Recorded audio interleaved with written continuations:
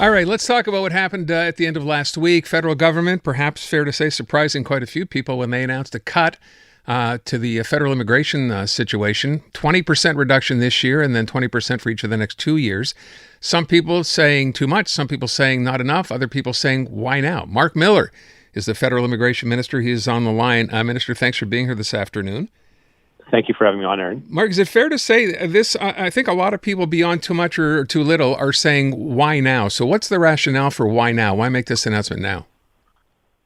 Well, this is something I do, Aaron, every year as a matter of law. I have to put a levels plan in front of Parliament. So I had one, the law made me do it, but it's a good way to put in front of Canadians our 3-year plan for what migration will look like. And for the first time this year, I put forward a plan that reflected a lot of feedback I got over the last year, making sure that we had a full sort of sense of what the population growth looked like in this country. And that included temporary residents, but it included permanent residency. And importantly, as you highlighted, about a 20% cut in our projected permanent residency levels, which brings us back to about 2020, which at the time was ambitious.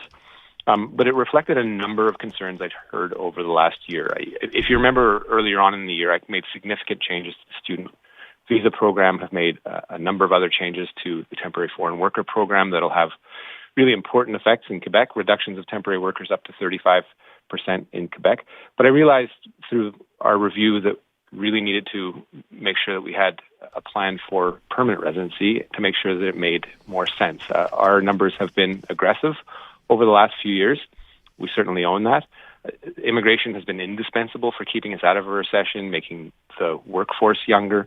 These are things that the IMF has said, that the Bank of Canada has said, but there were certainly questions, legitimate ones, over the pace of that growth over the last little while and the impact it had on things like affordability, housing, social services.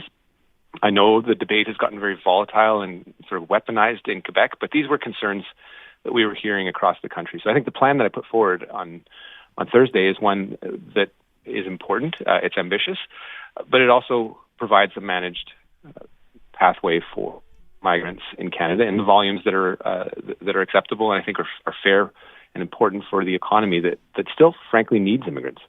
So you talk about in Quebec, which is a different animal when it comes to this kind of stuff. At least that's the case up until now. This is no different. Talk about weaponized well, take a listen. This is Paul St. Pierre Plamondon reacting, right, to these figures announced at the end of last week.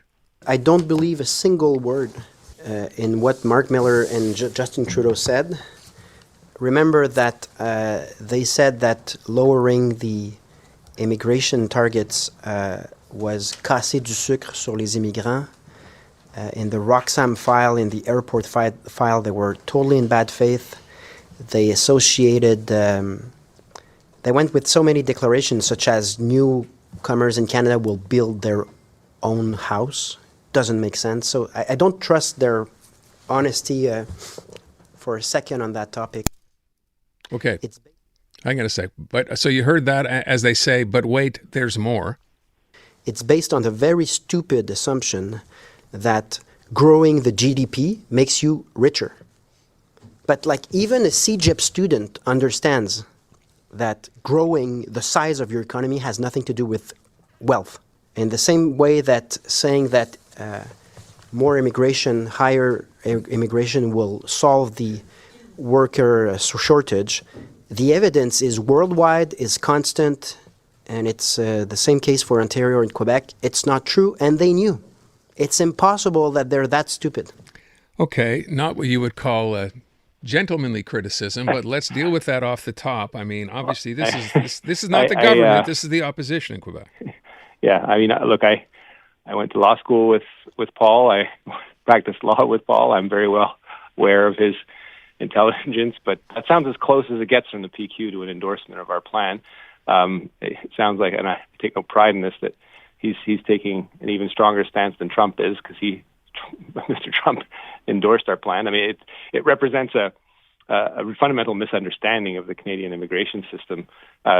Immigration has been indispensable for, yes, our GDP growth, yes, making the labor force younger. Very difficult to do in a situation where our population isn't getting any older. There are now 3 workers to 1 retiree. It was 7 to 1 when I was born. These are generational challenges that we need immigration to solve. Even if we were to have a baby boom today, it would take 20 years for those people to integrate the economy.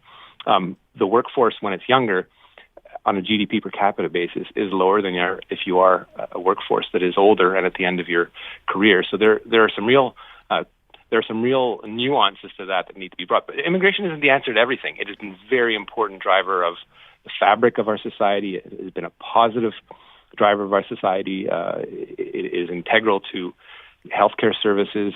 We went into the COVID pandemic with a shortage, particularly in Quebec, and we deployed a number of instruments, including the Quebec government in its own jurisdiction, tripled temporary immigration under its jurisdiction under the Quebec-Canada Accord, as you mentioned earlier, that has been around for about 30 years and has been integral to making immigration a shared jurisdiction in Quebec, for which we've given them $6 billion since 2015 to do that, notably for francization.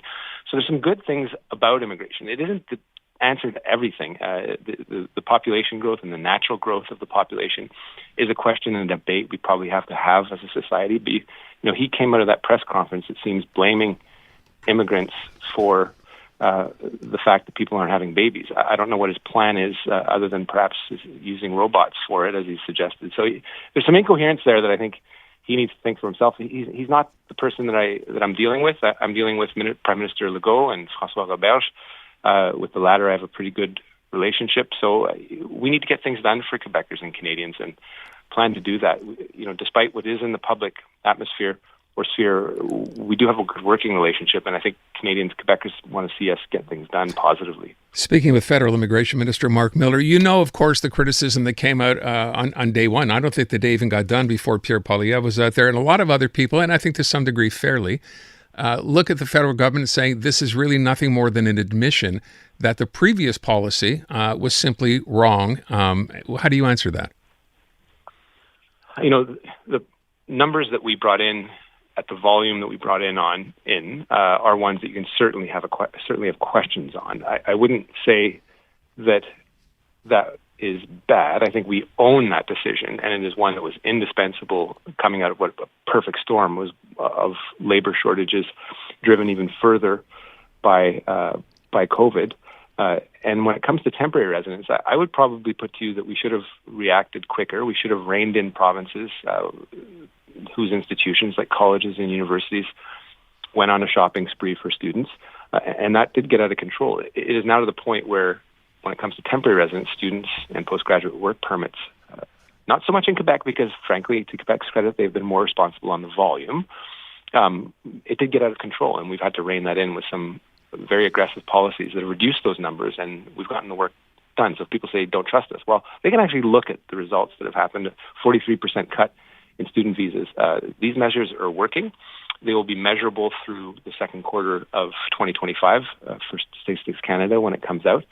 And there's more work to be done. So I do see this positively. I think it is a responsible answer to Canadians' real legitimate concerns about the flow of permanent residents in this country. And it is an important move that we can be quite proud of, because we do have a role, all of us, in building the consensus in and around immigration. And up to now, from what I've heard from Pierre Poilievre, again, he hasn't even come up with a slogan for this, is just catchphrases and some idea that he's going to use math to solve all this. And I just need to see a plan. He wants to have an election tomorrow. He's going to have a better plan than just saying everything's broken. Let me ask you one last thing before we have to go. Is it fair, the accusation, you just brought it up, you talked about colleges, some universities, some private colleges as well. Basically, I'm trying to think, you just said that they were trying to think the phrase you just used, encouraging, basically opening up and saying, hey, pay your way in and you're in the country, right? Which turned out to be obviously an issue for a lot of those people. People say the government knew this was going on. Why wasn't anything done about it then? I criticize myself for trusting provinces too long. They're making all the money off it. Federal government doesn't make any money off the scheme. Universities and colleges have been making sometimes $30,000, $40,000, $50,000 a head off students. They're a young cohort in a new country, perhaps with some pathways to permanent residency. We owe it to them to take better care of them. There's some good, bad, and ugly in the university and college scene about international students. Rightly, to some extent, colleges and universities have gone out to get people that'll pay 3-4 times what my kids are currently paying in university. They've gotten some of the best and brightest, and they've got less than that without the stringent criteria that you would expect from the international visa program. There's some stuff that's on the federal government. There's also some stuff that is on the shoulders of the provinces. The auditors general have, in Ontario in particular, been quite clear in saying that the failure to regulate that by the government in Ontario is their responsibility, and it's something that has to be put in the context of a greater discussion about the financing of post-secondary institutions in a country like Canada, which does pride itself on the best and brightest. So a bit more of a complex conversation than that, Aaron, but one where my role comes into it is whether this visa program is one that aims at quality over quantity, and I think that is absolutely the case, yes. All right, and that's why I was going to ask if they'll be charged, but that's a conversation for another day. Minister, I want to thank you so much for the time. Always appreciate it. Thank you, Aaron.